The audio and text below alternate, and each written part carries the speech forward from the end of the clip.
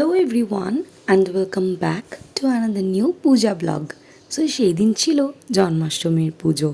ফার্স্টেই দিদা আর মাসির বাড়ির গোপাল দিয়ে এই ব্লগটা স্টার্ট করছি। ওদের সাথেই ম্যাচ করে আজকে কিন্তু আমি ড্রেস আপ করেছিলাম। আর এই যে জন্মাষ্টমীর ভিডিওটা কে কে এখন অবধি দেখোনি তারা কিন্তু রিলেটেড ভিডিওতে গিয়ে অবশ্যই দেখে নিও। সকাল সকাল সকলে উঠে পড়েছে।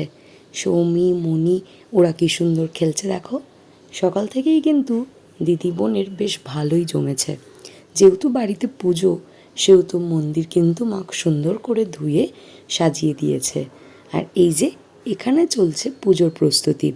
আগের দিন সকলে মিলে কিন্তু আমরা নাড়ু বানিয়েছিলাম, সেগুলোই এক এক করে এই মন্দিরের কাছে এসে রাখা হচ্ছে।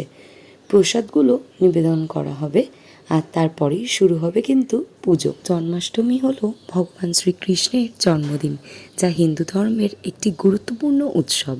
প্রতি বছর ভাদ্র মাসের কৃষ্ণপক্ষের অষ্টমী তিথিতে এই উৎসব পালিত হয় এবং এটি দেবতা বিষ্ণুর অষ্টম অবতার মানে কৃষ্ণের জন্মদিন উদযাপন করে কিন্তু এই জন্মাষ্টমীর আয়োজন করা হয়।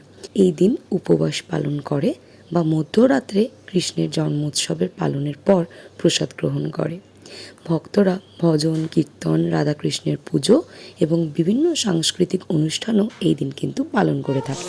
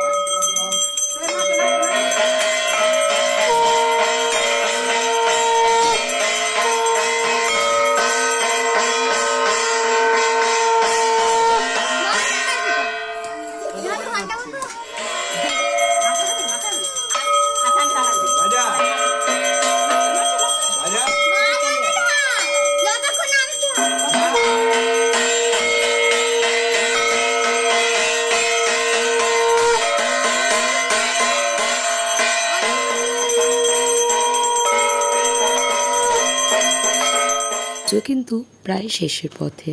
চলো আমরাও এবার প্রসাদ বিতরণ করে নিজেরাও একটু প্রসাদ গ্রহণ করব। তোমাদের এই ব্লগটা কেমন লাগলো সেটা কিন্তু অবশ্যই জানিও। দেখা হচ্ছে খুব তাড়াতাড়ি নেক্সট একটা মিনি ব্লগে। Till then take care, stay tuned, subscribe.